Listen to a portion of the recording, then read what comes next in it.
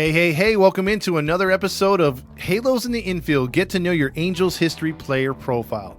And on these player profiles, we'll talk about Angels players who made all kinds of contributions in just a few seasons while they were here or their entire careers, but are not featured in the 60th anniversary of Angels baseball due to the Angels dropping the ball this season. So we will pick up the slack for them, and today's player profile will feature the one, the only, Brian Downing.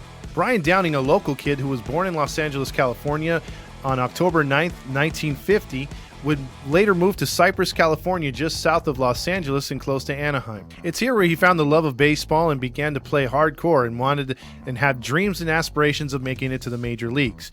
As he made it his opportunity through college and got drafted by the Chicago White Sox, he would make his major league debut on May 31st, 1973.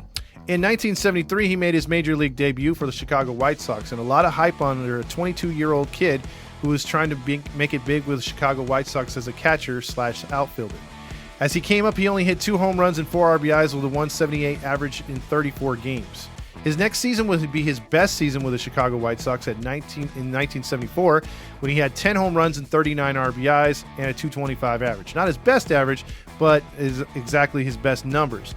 Now, he had 285 average in 1977 for the Chicago White Sox, but just 4 home runs and 25 RBIs in just 69 games. He was sometimes injured and just didn't get enough playing time because his production didn't match the expectations they had for him. So with Brian not living up to the White Sox expectations and their fans, Downing was dealt along with Chris Knapp and Dave Frost from the White Sox to the California Angels for Bobby Bonds, Richard Dodson, and Thad Bosley on December 5th, 1977. In 1978, with his debut with the California Angels, he boasted a 255 average and 7 home runs and 46 RBIs in 133 games. He came through with another Chicago White Sox pedestrian type of season.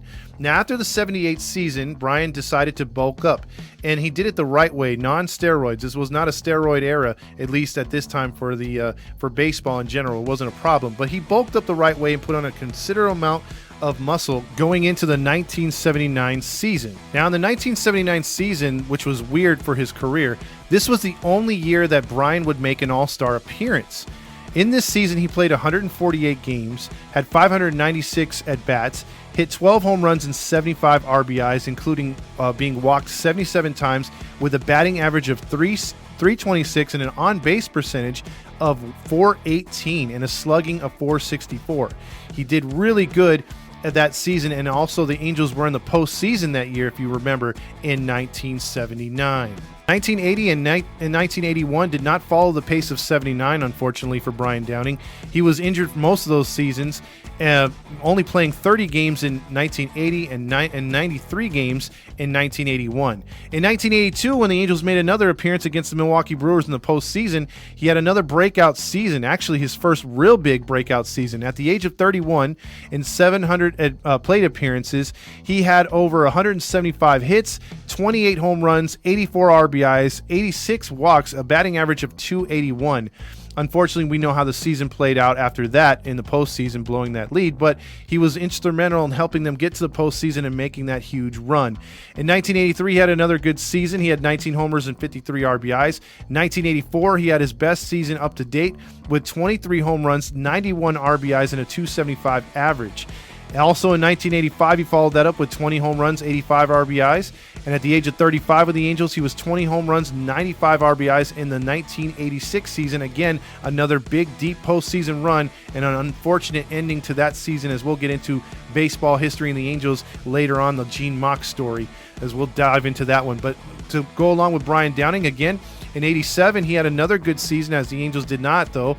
He had 29 home runs, 77 RBIs. He was walked a career high 106 times. He had an average of 272 and a slugging or an on-base percentage of 400 and a slugging percentage which was a career high of 487.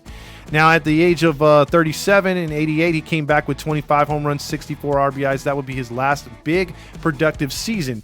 1989, he had 14 homers and 59 RBIs with the Angels, 14 homers and 51 RBIs in 1990 before moving on to Texas at the age of 40, where he hit 17 homers, 49 RBIs, and then again in his final season at the age of 41, hit 10 home runs and 39 RBIs. So for his career, he hit 275 home runs, 1,000 RBIs, almost 1,100. But with the Angels, when he left at the time, serving 13 years with California, injuries and all, he still put up the most home runs when he left the team until Tim Salmon broke his home run record years later. When his Angels career was over, he left as the all-time home run leader for the Angels with 222 till Tim Salmon broke it years later.